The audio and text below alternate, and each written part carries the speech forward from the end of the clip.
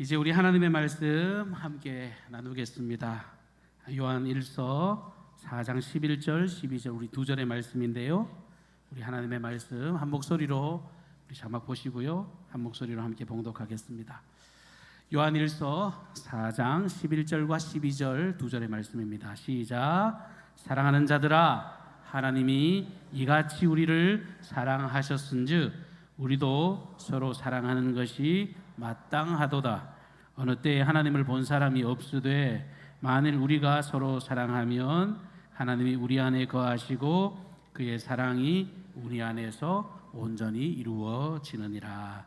아멘. 이는 살아계신 하나님의 말씀입니다. 아멘. 고대 철학자들이 원인과 결과, 즉 인과관계에 관한 아주 의문을 담은 유명한 명제가 하나 있습니다. 뭐냐면은 닭이 먼저냐, 달걀이 먼저냐, 이 질문이죠.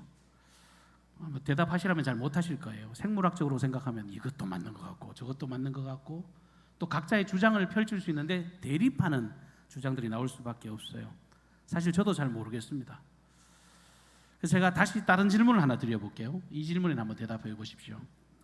성공하면 행복할까요? 행복하면 성공할까요? 요거는 조금 대답들이 바로바로 나오잖아요. 언뜻 이 문제도 좀 비슷해 보입니다만 대부분은 그래도 이 질문에 대해서 내가 좀 답을 할 수 있겠다라는 생각을 하시는 것 같아요. 사람들 물욕을 가진 사람들이야 많이 소유하고 성공하면 행복할 것이라고 주장하는 사람도 있습니다만 대부분은 다 행복한 사람이 성공한다고 많은 지혜자들은 한 입을 모으고 있습니다. 다소 논쟁이 있을지는 몰라도 대부분 여기 계신 분들을 포함해서 다 이 말에 동의하실 거라고 생각합니다.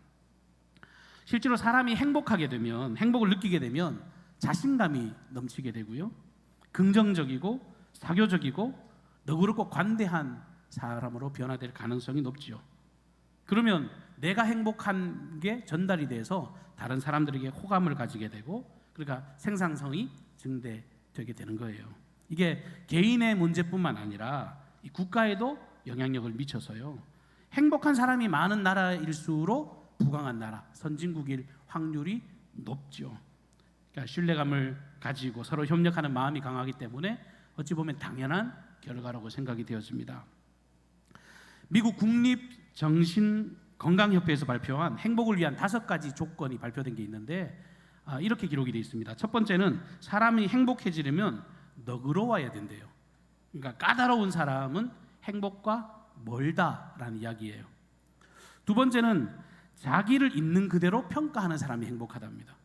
나이가 됐든 직업이 됐든 외모가 됐든 애써 꾸미려고 하고 애써 포장하려고 하지 않고 핑계 없이 인정하는 삶, 그런 사람이 행복하대요. 세 번째는 자부심을 가지는 사람이 행복하답니다. 실제로 그렇죠. 자기 자신을 스스로 귀하게 여기지 않는데 누가 자기를 귀하게 여겨주겠습니까? 이게 첫 번째 행복의 조건이에요. 그리고 네 번째는 무엇을 하든지 최선을 다하고 그 결과에 대해서 묻지 않는 사람들, 그게 행복한 사람이라는 거예요. 열심히 노력을 했으면 뒤 안 돌아보고 후회하지 않고 늘 만족하는 삶, 그게 행복한 사람들의 특징이라고 합니다. 그리고 다섯 번째는요, 항상 명랑하게 살아야 된다, 이런 이야기를 합니다. 이게 많은 성공을 경험한 성공을 지향하는 사람들이 말하는 행복의 조건이에요. 근데 문제가 있습니다. 이게 쉽지 않아요. 성공 서적을 봅니다만 이런 걸 보면 나도 이렇게 살고 싶잖아요. 근데 막상 그렇게 살고 싶고 그렇게 행하고 싶은데 그게 잘 안 됩니다. 매번 긍정의 마음으로 용기를 내보지만 작심삼일이라고, 의지가 박약하고 이런 여러 가지 이유들로 그렇게 되지 않는 경우를 많이 보게 됩니다. 근데 이에 대해서 성경은 좀 다르게 진단해요. 안 되는 이유가 있다는 거예요. 그렇게 하고 싶지만 그렇게 행복을 완전히 누리지 못하는 이유가 있다라고 성경을 이야기를 합니다. 그래서 하나님의 말씀, 이 성경에는요, 본질적으로 가장 중요한 인간 행복의 조건이 무엇인지를 아주 명확하게 밝히고 있습니다. 인생으로 살아가는 사람들이라면 누구라도 붙들고 쫓아야 할 행복의 가장 중요한 조건, 아니 행복의 유일한 조건, 그건 다름 아닌 우리 예수님인 줄로 믿습니다. 여기 아멘 하신 분들은 믿음 있는 분이고요, 아멘 안 하신 분들은 이거 또 참 목사가 또 애꿎은 소리 하고 앉았네 이렇게 생각하는 분들도 계실지 모르겠어요. 교회를 안 다니는 분들이나 혹시 신앙이 연약한 사람들은 제가 지금 이런 이야기를 할 때요 별로 대수롭지 않게 받아들여질 수 있어요. 뻔한 소리 한다, 목사니까 저러지, 예수님이니까 저러지, 이런 이야기, 이런 반응을 볼 수 있다고 생각을 합니다. 그런데 성경이 그렇게 헛소리 하는 말씀이 아니잖아요. 인생이 왜 이런 행복을 추구하시면 안 되느냐, 그 근본적인 문제에 대해서 성경은 진단을 합니다. 일단 인생은요 다 끝을 살아가는 사람이잖아요. 유한한 존재입니다. 그리고 인생은 죄의 문제가 해결되지 않은 죄인들이기 때문에, 모든 사람은 다 죄 아래에 있기 때문에 스스로 인간은 해답을 얻을 수도, 행복의 길을 찾지 못해요. 그래서 하나님은 원래 만든 그 죄 없는 상태, 영원한 하나님, 창조주 구원자이신 하나님께서 우리 인류를 너무너무 잘 아시기 때문에, 우리보다 우리를 더 잘 아시기 때문에 우리에게 제일 필요한 게 뭔지를 아시고 그 복된 길을 모두에게 나타내 보여주셨는데, 그게 다름 아닌 성탄의 진짜 의미라는 거예요. 우리가 왜 예수 믿습니까? 오늘 제가 본당에 들어서는데 김경숙 권사님이 저한테 인사를 어떻게 하셨냐 하면, 목사님 예수 믿으세요 그러더라고요. 제가 맨날 그렇게 싱겁게 인사를 하니까 이제 전염이 되셨나 봐요. 그래서 아멘, 그렇죠. 우리가 왜 예수 믿습니까? 왜 예수입니까? 왜 예수만이 구원의 소망이 됩니까? 예수님께서 탄생하시던 날 들에 있는 목자들이 천사들을 통해서 소식을 듣는데요, 그 천사들이 나타나서 보여준 핵심적인 메시지가 뭡니까? 누가복음 2장 10절 11절 말씀해 보면, 무서워하지 말라, 보라 내가 온 백성에게 미칠 큰 기쁨의 좋은 소식을 너희에게 전하노라. 오늘 다윗의 동네에 너희를 위하여 구주가 나셨으니 곧 그리스도 주시니라. 성경은 예수님의 탄생이 그냥 아기 하나 태어난 그 이야기로 치부하는 것이 아니라 모든 백성에게, 온 백성에게 미칠 가장 좋은 기쁨의 좋은 소식이라고, 모든 인류를 행복하게 해줄 복된 소식이라고 밝히고 있습니다. 당시 이스라엘은요 절망 중에 살았습니다. 어둠과 절망, 서름과 죽음의 처소였습니다. 나라는 로마에 빼앗겨서 지배당하고 있었고요, 그리고 로마가 추구하는 그 가치라는 게 세속적인 가치를 추구하니까 약육강식의 그 관념이 세상에 판을 치고 있었고, 여러 가지 갈등과 혼란, 편가름으로 사람들은 도탄에 빠지고 있었습니다. 도저히 회생이 불가능해 보일 정도. 로마가 왜 망했다고 역사학자들은 이야기하냐면 사우나 문화, 이 성문화 때문에 망했다 그래요. 그래서 그냥 자기 쾌락을 쫓아서 살아갑니다. 근데 그때 억압당하던 유대인들은 늘 간절히 소망하는 게 있어요. 오늘 새벽 기도 때 시므온이라고 하는 사람이 이스라엘의 구원을 기다렸다, 이스라엘의 구원을 갈망했다고 이야기한 것처럼, 당시의 사람들은 이놈의 세상 살아가기 힘들다, 죽겠다 그러면서 우리에게 영원한 자유를 줄 메시아가 필요합니다, 우리에게 영원한 낙원을 허락할 그 생명의 주님이 필요합니다, 우리 조상 때부터 약속하셨던 그 메시아를 우리에게 보내주십시오, 눈만 뜨면 갈구하고 살았다는 거예요. 지금은 행복이라는 말로 우리가 이야기를 합니다만, 사실 인간 깊숙한 내면에 있는 게 이 답을 얻지 못하니까 행복했으면 좋겠다, 이랬으면 좋겠다, 저랬으면 좋겠다 하는 거 아니에요. 그런데 이게 비단 예수님 당시의 사람들에게만 국한된 이야기가 아닐 거예요. 오늘을 살아가고 있는 우리도 마찬가지입니다. 그리고 장담컨대 오고 오는 모든 세대의 사람들은 그 죄에 매여서 살아가기 때문에 모두가 다 이런 탄식 가운데 살아갈 거라는 거예요. 그러니 그런 인생들에게 가장 필요한 소식, 기쁨의 좋은 소식으로 오신 이 예수님이 얼마나 가치 있고 아름다운 이야기가 될까요? 그래서 성경은 이것을 복음이라 그러는 겁니다. 복된 소식, 기쁨의 좋은 소식이라고 복음이라는 그런 거예요. 오늘 성탄절입니다. 사람들은 성탄 그러면 뭐 화려한 조명이네, 그리고 설레는 캐롤, 이런 가족들과 함께 주고받는 여러 가지 즐거운 시간들, 선물들, 이런 것들을 떠올리기 쉽습니다만, 오늘 우리가 읽었던 이 본문 말씀에는요, 이 성탄의 풍경을 딱 한 단어로 요약을 하고 있습니다. 11절 말씀에 보면 이같이라고 하는 단어가 굉장히 중요한 단어입니다. 사랑하는 자들아, 하나님이 어떻게 해요? 이같이 우리를 사랑하셨은즉, 그렇습니다. 하나님이 이같이 우리를 사랑하셨다. 이같이가 뭡니까? 이 문맥상을 보면요, 앞에 구절을 쭉 읽어보시면 하나님이 하나뿐인 아들 예수 그리스도를 이 땅에 대속의 제물로, 희생의 제물로, 화목의 제물로 보내신 사건을 이야기합니다. 여러분, 입장 바꿔서 생각해 보십시오. 하나님이십니다. 당연히 영원 무궁토록, 세세 무궁토록 영광을 받으시고 누려셔야 할 그분이 왜 죄인된 인간의 몸을 입습니까?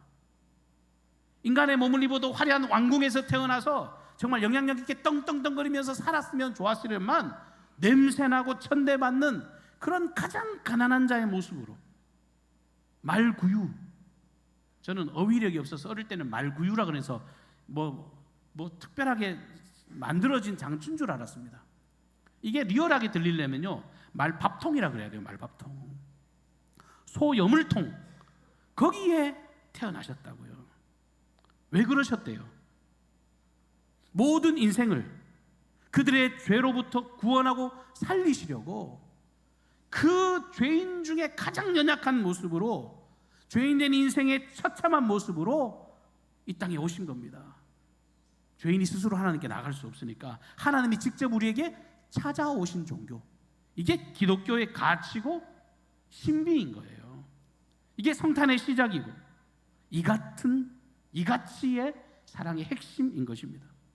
여러분 잘 아시는 하나님이 세상을 이처럼 사랑하사 독생자를 주셨으니, 요한복음 3장 16절 말씀도 여러분, 이같이 인간의 몸을 입으신 주님께서 이처럼 십자가에 달려 죽으시면서 우리를 구원하셨다. 일반적으로 사람들은 다 조건을 따지잖아요. 누군가를 사랑한다, 다 사랑받을 이유가 있으니까 사랑을 주고받습니다. 이쁘니까 잘해주고, 나한테 잘해주니까 좀 더 잘해주고, 다 조건부예요. 뭔가 조건을 따져서 그게 충족이 되지 않으면 사람들의 사랑은 완성되지 못합니다. 그런데 성탄의 사랑은 달라요. 이같이의 사랑은 다릅니다. 우리가 아직 죄인 되었을 때에 하나님을 전혀 모르고, 심지어 그분을 배척하고 자기 마음대로, 자기 고집대로 스스로 주인 돼서 살아가는 그들을 위해서 주님은 이 땅에 오신 겁니다. 따지지 않고, 이유를 막론하고 그냥 죽기 위해 이같이의 사랑으로 우리에게 찾아오신 겁니다. 이같이의 사랑의 주인공이 누구예요? 바로 나예요. 이곳에 함께 예배하는 저와 여러분 모두가 다 이같이의 사랑의 참된 주인공이심을 믿으시길 바랍니다. 여러분, 이게 얼마나 감사한 일이에요. 성경에 보면 이게 대단한 게 뭐냐면요, 12절 말씀에 보면 굉장히 당황스러운 문장이 하나 기록이 되어 있습니다. 어느 때나 하나님을 본 사람이 없으되. 사람은 하나님을 못 봐요. 찾아도 안 보여요. 그 영이신 하나님이 우리에게 보여지지도 않고 찾을 수도 없습니다. 그러니까 예수 안 믿는 사람들 뭐라 그래요? 너 하나님 있으면 보여줘봐. 보여주면 믿을게. 그래서 하나님이 에라이 여기 있다 이러고 보여주신 게 성탄이에요. 사람들이 못 믿으니까, 보이지 않으니까, 어느 때나 하나님을 본 사람이 없으되 불신하는 그 인생들을 향해서 그 하나님이 보이는 인간의 몸으로 이 땅에 찾아오셨습니다. 실체가 되어주신 거예요. 이게 성탄입니다. 그리고 여기서 끝이 아니에요. 성탄절인데, 아, 예수님이 날 구원하러 여기 오셨구나, 예수님이 왕으로 내 삶을 통치하시는구나, 주님이 내 모든 죄를 대신 지셨구나, 여기로 아는 것으로 끝나는 게 아니라, 그럼 사람들이 그러지 않을 거예요. 그럼 지금은 예수가 없지 않느냐, 지금은 예수가 죽었든지 하늘로 승천했든지 어쨌건 지금은 예수가 없지 않느냐. 근데 성경은 뭐라고 답을 주고 있느냐 하면, 만일 우리가 서로 사랑하면 하나님이 우리 안에 거하시고, 이렇게 답을 주고 계십니다. 성탄절의 신비의 완성은 초림 예수, 아기 예수로 끝나는 게 아닙니다. 십자가의 죽음으로 끝난 게 아닙니다. 그 예수 그리스도의 십자가의 위대한 사랑, 그 사랑을 덧입은 저와 여러분들이 이 위대한 사랑을 우리 사랑하는 가족들에게, 이웃들에게, 교우들에게, 우리 사랑하는 모든 주변 사람들에게 나누고 베풀 때, 이 사랑을 실천하게 될 때, 주님의 사랑을 완성하게 될 때, 그때 이 하나님의 성탄, 이 임재가 완성이 되어진다는 거예요. 주님이 우리에게 원하시는 성탄의 방향이 이렇습니다. 실제로 사람들은 우리 교회를 바라볼 때요, 건물로서 존재하는 교회에 관심 없습니다. 이 지역이 우리 강경중앙교회를 여러분 안 보는 것 같지만 다 주목하고 봅니다. 왜 볼 것 같으세요? 너네가 믿는 하나님이 어떤 분인지 궁금해서 보는 겁니다. 너희들이 말하는 그 예수가 누구인지 궁금해서 쳐다보는 거예요. 그래서 우리를 통해서 이 성탄의 예수를 바라보기를 원하고 있습니다. 제대로 감당하지 못하면 그거 봐, 하나님 없잖아 라고 이야기할 것이고요. 주님이 보여주신 그 사랑을 힘들고 어렵지만 주님이 십자가 지심과 같은 그런 고통과 아픔을 지며 최선을 다해서 그 위대한 사랑을 구현하고 드러내게 될 때, 이게 2000년 전에 끝난 사랑이 아니라 여전히 살아 역사하시는 우리의 왕으로 자정하신 주님을 비추게 될 줄로 믿습니다. 그래서 12절 마지막 절을 보시면 그의 사랑이 우리 안에 온전히 이루어지느니라 라고 말씀하고 있죠. 만일 우리가 서로 사랑하면 하나님이 우리 안에 거하시고 그의 사랑이 우리 안에 온전히 이루어진다. 여러분, 성탄절 예배를 드렸습니다. 은퇴식도 진행하고 여러 가지 어떤 프로그램들을 통해서 이 시간에 함께 있지만 가장 중요한 가치를 이 시간에 함께 회복하기를 주님으로 축복합니다. 손에 손을 맞잡고, 여러분, 사람 사는데 내가 한 개인으로 살아도 아플 때가 있습니다. 저도 쓸개 뗐습니다. 쓸개 빠진 놈이 됐습니다. 아팠어요. 많이 아팠습니다. 근데 그런 아픔이 지나니까요, 건강에 대해서 돌아보게 되잖아요. 한 개인의 인생이 그럴진데 하나님이 저와 여러분을 향한 놀라운 계획을 가지고 계시다면 우리가 눈앞에 보여지는 어떤 환경 때문에 일희일비하지 않게 되기를 바랍니다. 우리가 왜 그리스도 안에서 구원받았는지, 왜 우리가 하나님의 복된 자녀가 되었는지, 그리고 이 성탄의 계절 앞에, 여러분, 교회력으로 성탄절은요, 우리 그리스도인에게는 새해입니다. 1월 1일이 새해가 아니라 주님이 오신 그날 나는 새로운 피조물이 되었습니다, 이제 새로운 인생을 시작합니다를 고백하는 사람들이 그리스도인이란 말이에요. 우리 교회 안에 머물러 있지 않기를 바랍니다. 정말 이 성탄의 정신을 우리 이웃들에게 나누고, 이 십자가의 위대한 능력을 사랑하는 지체들에게 나누고, 여러분의 가정에 실천하고 공동체에 실천해서 정말 성탄이 과거의 일이 아니라 오늘도 살아 역사하는 그 생명의 자리, 하나님 임재의 자리를 날마다 경험하시는 저와 여러분이 되시기를 주님의 이름으로 축복합니다. 사랑의 하나님, 오늘 성탄절이 릴레이 달리기 하는 것처럼 이어지는 그런 복된 은총을 누리게 하여 주시옵소서. 평생 예수 믿었지만 그냥 유의를 펼치는 한낱 지나는 시간이 되지 않게 하시고, 오늘 우리의 신앙을 다짐하고 돌아보고, 아버지, 나를 구속하시고 사랑하시는 그 생명의 주님, 내게 부여하신 그 사명을 다시금 발견하고 전진에 걸어가는 믿음의 일꾼들 되게 하여 주옵소서. 좋은 교회를 넘어 위대한 교회로 우리가 끊임없이 이 사실을 외치고 외칩니다. 이것은 시설로 이루어지는 것이 아닙니다. 여러 가지 프로그램으로 이루어지는 것이 아닙니다. 오직 주의 놀라운 권능과 능력으로 덧입혀진 하나님 변화된 사람들로 인하여 그리스도인으로 인해서 이루어지는 가치인 줄로 믿사오니 예수 잘 믿게 하시고 아버지 믿음의 삶을 드러내게 하여 주시고 하나님을 감동시켜가는 아버지 진정으로 왕으로 모셔드리는 아버지 능력 있는 성도들 되게 하여 주옵소서. 그렇게 순종하는 믿음으로 이 땅을 구원하기를 간절히 기대하고 소망하오며 예수님의 존귀하신 이름으로 기도하옵나이다. 아멘.